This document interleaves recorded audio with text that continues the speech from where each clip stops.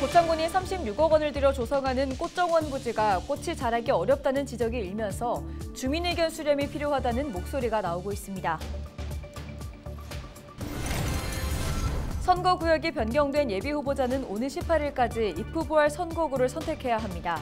기간 내에 신고하지 않은 예비후보자는 오는 19일 일괄 등록 무효 처리됩니다. 전북특별자치도의 2월 고용률은 62.6%로 지난해 같은 달보다 0.7%포인트 올랐습니다. 실업률은 2.3%로 0.1%포인트 올랐습니다. 전북특별자치도 교육청은 고등학교 1학년생을 대상으로 하는 전국 연합학력평가를 올해부터 다시 시행합니다. 2021년부터 중단해온 지 4년 만에 재개됐습니다.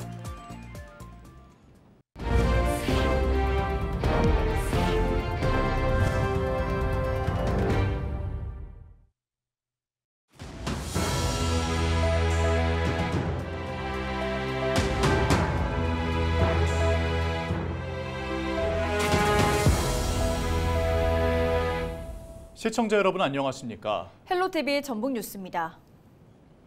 고창군이 36억 원을 들여 꽃정원을 조성한다는 소식 전북방송이 전해드렸는데요. 해당 부지가 꽃이 자라기 어렵다는 지적에도 고창군이 정원 조성을 시작해 주민 의견 수렴이 부족하다는 목소리가 나옵니다. 이나라 기자입니다.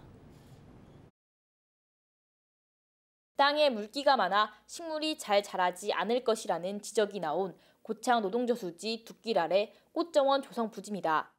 배수로를 만들기 위해 굴삭기를 이용해 땅을 파내는 등 꽃정원 조성이 한창입니다. 꽃정원 부지에 만들어진 배수로엔 물이 흥건히 고여 있습니다. 일부 주민들은 지방소멸대응기금 등 36억 원을 들여 축구장 11개보다 큰 꽃정원을 만드는 것은 예산 낭비라고 주장합니다. 사람들이 이거 다 하는 거 다 안 좋아해요. 솔직히 그때 꽃 심었을 때 먼 꽃이 뭐 얼마나 있어요. 세금만 저거 낭비하면. 꽃정원 조성에 대한 주민들의 걱정이 이어지는 가운데 3월 초 주민설명회를 열겠다던 고창군은 일정 조율 등을 이유로 설명회를 미뤘습니다. 취재가 시작되자 고창군은 지난 11일 꽃정원 부지 내 마을 한 곳을 대상으로 설명회를 열었지만 참석자는 10명이 채 안 됐습니다. 그에 반해 4억여 원의 예산이 투입된 꽃정원 조성을 위한 공사 용역 계약은 강행되고 있습니다.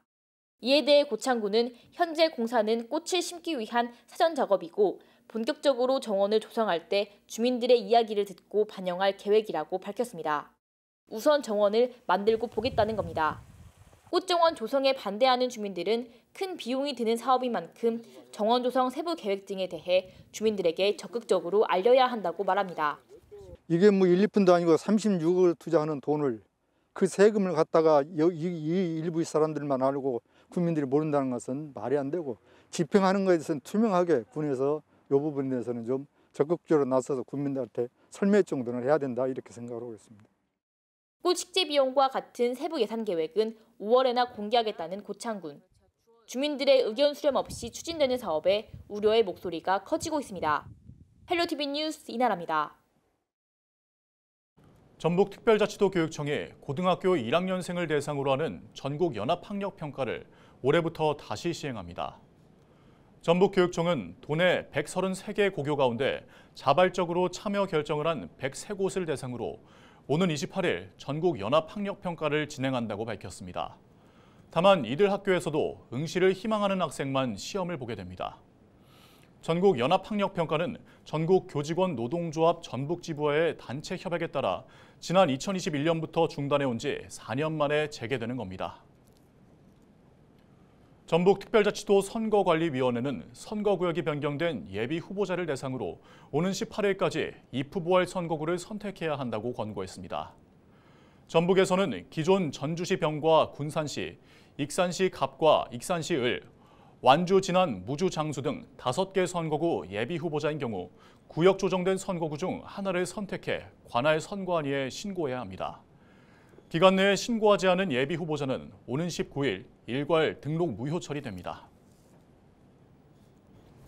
이주호 부총리 겸 교육부 장관은 13일 전북대학교를 방문해 의대생들의 수업 복귀 독려를 당부했습니다. 이 부총리는 이날 대학 총장과 교무처장, 의대 학장 등 대학 관계자와 간담회를 개최했습니다. 이번 간담회는 최근 의대 정원 증원 정책에 반발해 학생들의 동맹 휴학과 수업 거부 등이 이어지는 상황에서 학생들의 학습권 보호를 위한 대학의 노력을 당부하기 위해 마련됐습니다. 이 부총리는 학생들이 수업에 복귀할 수 있도록 독려해달라고 대학 측에 요청했습니다. 호남지방통계청의 고용동향 자료를 보면 지난달 전북특별자치도의 고용률은 62.6%로 지난해 같은 달보다 0.7%포인트 올랐습니다. 같은 기간 전북의 취업자는 97만 명으로 1년 전보다 7천 명 늘었습니다. 전북의 실업률은 2.3%로 0.1%포인트 올랐습니다.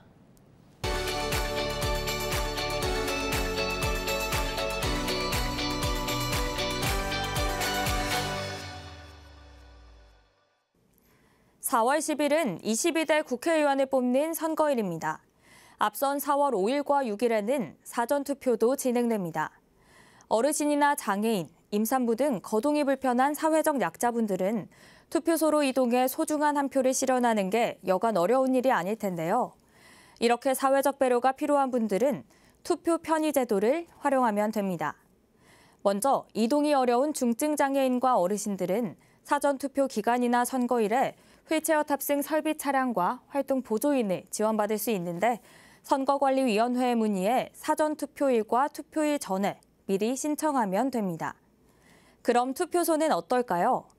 보통 투표 장소는 1층이나 승강기 같은 편의시설이 있어서 이용이 편리한 곳을 확보해 놓지만 투표소가 2층 이상에 위치해 있고 승강기가 없는 경우에는 1층에 별도의 임시기표소 설치가 가능합니다.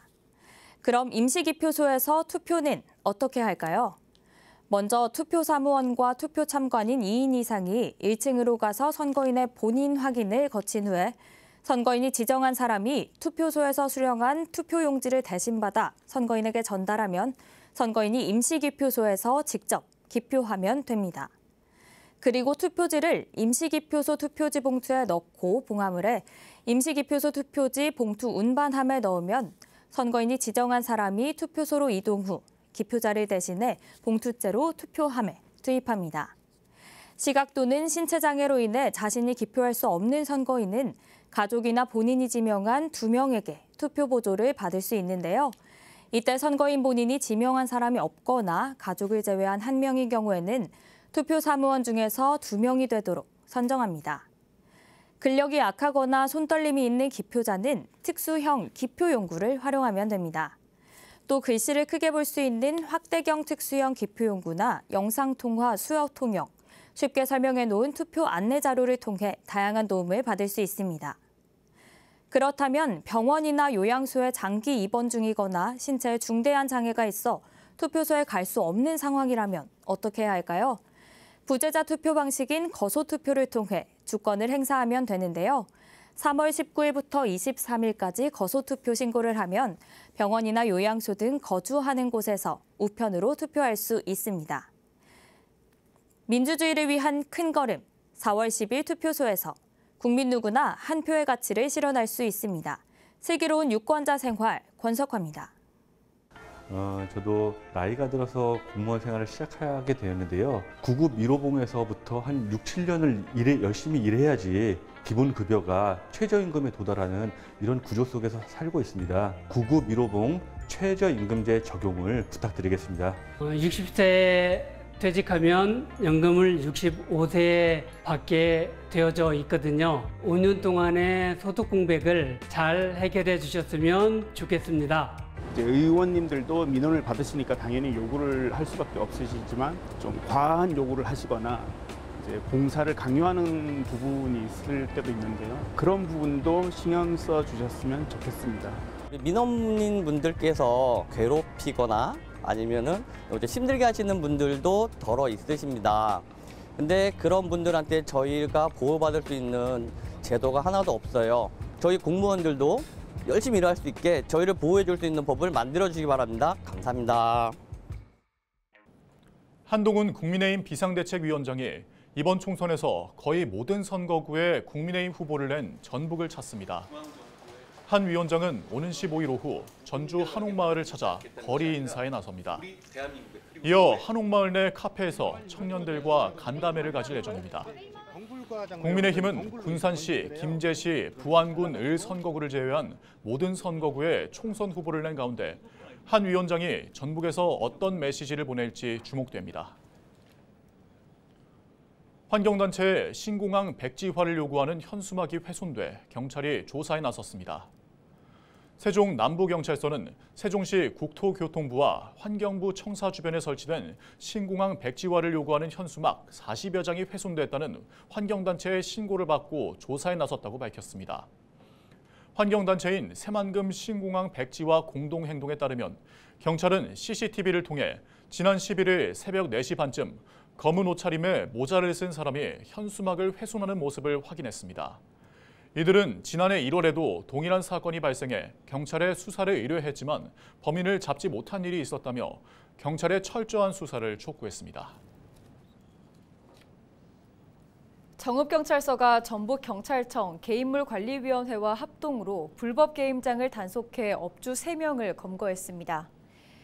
이들은 개인물관리위원회로부터 등급 분류를 받지 않은 게임을 설치, 운영한 혐의를 받고 있습니다. 불법 게임장에 대한 정보를 입수하고 단속에 나선 경찰은 PC 24대와 현금 40만 원을 압수수색했습니다.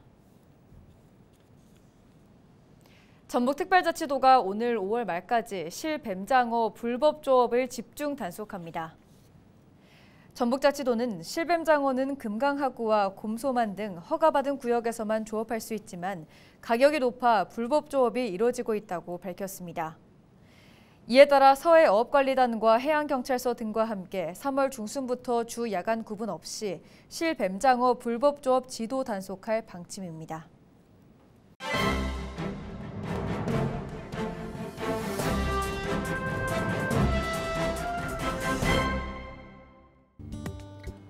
신문브리핑 전북일보 기사입니다. 올해 전북 지역 부동산 가격은 높은 수준을 유지하고 있는 미분양 주택수, 또 매매 거래량 축소, 긴축 통화 정책 지속 등의 영향으로 인해 지난해에 이어 소폭 하락할 전망이라고 하는데요.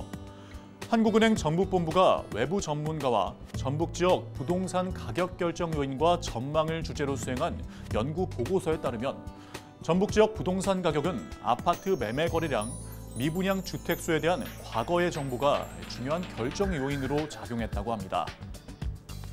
전세 가격은 전반적으로 부동산 가격과 밀접한 관련이 있으나 2020년과 2022년 중반 이후 가격 결정에 중요한 요인으로 작용하지는 않았다고 하는데요.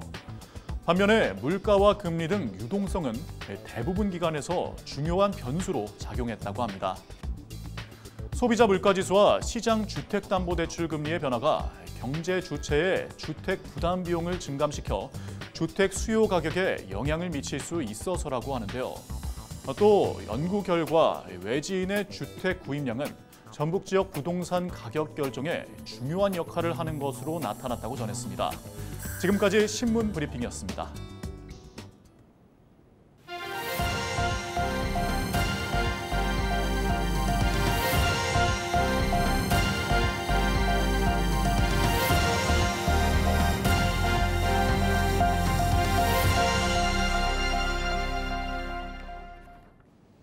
남원시가 유기동물 입양률을 높이기 위해 지원금을 지급합니다.